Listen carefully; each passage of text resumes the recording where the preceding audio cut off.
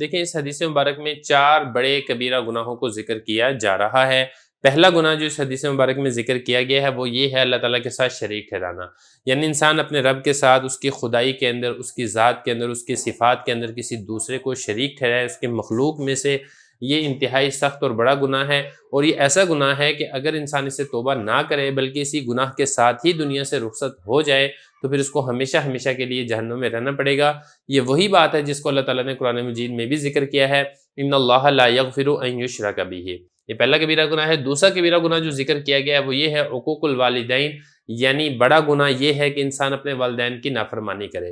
علماء کرام نے لکھا ہے کہ والدین کے بارے میں 3 باتوں کا خوب خیال یہ رکھنا چاہیے۔ پہلا یہ کہ ان کو کسی قسم کی تکلیف نہ دے، نہ زبان سے، نہ ہاتھ سے، اور نہ ہی کسی اور طریقے سے۔ دوسرا جو والدین کا حق ہے وہ یہ ہے کہ جان اور مال میں سے جتنا ممکن ہو اپنے والدین کے اوپر خرچ کرنا چاہیے۔ اور تیسرا جو والدین کا حق ہے وہ یہ ہے کہ جب بھی والدین بلائیں فوراً حاضر ہونا چاہیے۔ حدیث مبارک میں یہ بھی آتا ہے کہ انسان کو والدین کی نافرمانی کی سزا دنیا میں ہی مل جاتی ہے، لیکن اس میں ایک چیز کا اور خیال رکھنا یہ بھی ضروری ہے کہ جو والدین کی اطاعت اور فرما برداری کی جائے گی وہ حق اور جائز بات کے اندر کی جائے گی۔ اگر ناجائز بات کا والدین حکم دیتے ہیں تو پھر ناجائز بات میں والدین کی بات نہیں مانی جائے گی۔ مثال کے طور پہ بیوی ہے، وہ اطاعت گزار ہے، فرما بردار ہے، اس کو کوئی مسئلہ نہیں ہے، لیکن والدہ کو بیوی سے چڑ ہے اور والدہ بیٹے کو حکم دیتی ہے کہ اپنی بیوی کو طلاق دے دے، تو پھر اس طریقے سے بیوی کو طلاق نہیں دی جائے گی۔ تو بہرحال یہ دوسرا کبیرہ گناہ ہے جس کے یہاں پہ ذکر کیا گیا والدین کی نافرمانی کرنا۔ جو تیسرا کبیرہ گناہ ذکر کیا گیا ہے وہ یہ ہے کہ کسی انسانی جان کو ناحق قتل کرنا۔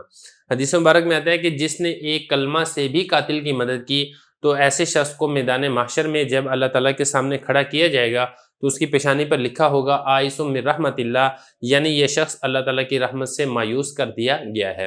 ایک اور حدیث مبارک کے اندر بھی یہ والی بات ذکر کی گئی ہے کہ اگر 7 آسمان اور زمین والے کسی مومن کے قتل میں شریک ہو جائیں تو اللہ تعالیٰ ان سب کو جہنم میں داخل کر دے گا۔ تو بہرحال انسانی جان کی ایک بہت بڑی حرمت اور احترام ہے، تو اگر کوئی شخص اس کو ناحق قتل کرتا ہے تو اللہ تعالیٰ کا غضب اور اللہ تعالیٰ کی ناراضگی کا وہ مستحق ٹھہرتا ہے۔ اور آخری جو بات ذکر کی گئی ہے وہ ہے یمین غموس۔ یمین غموس کا مطلب ہے جھوٹی قسم اٹھانا۔ حضرت مولا علی قاری رحمہ اللہ تعالیٰ فرماتے ہیں کہ اس کی تعریف یہ ہے کہ ایک آدمی نے زمانہ ماضی میں جو کام کیا ہے اس پر قسم اٹھاتا ہے کہ میں نے وہ کام نہیں کیا، یا اگر زمانہ ماضی میں اس نے کام نہیں کیا ہے تو اس کے اوپر قسم اٹھاتا ہے کہ میں نے یہ والا کام کیا ہے۔ تو اس کو غموس اس لیے کہتے ہیں کہ جیسے کہ میں نے آپ کو بتایا بھی تھا کہ غموس کا مطلب ہوتا ہے ڈبونا، تو چونکہ یہ بھی انسان کو گناہوں کے اندر ڈھانپ لیتی ہے، ڈبو دیتی ہے، اسی وجہ سے اس کو یمین غموس کہا جاتا ہے۔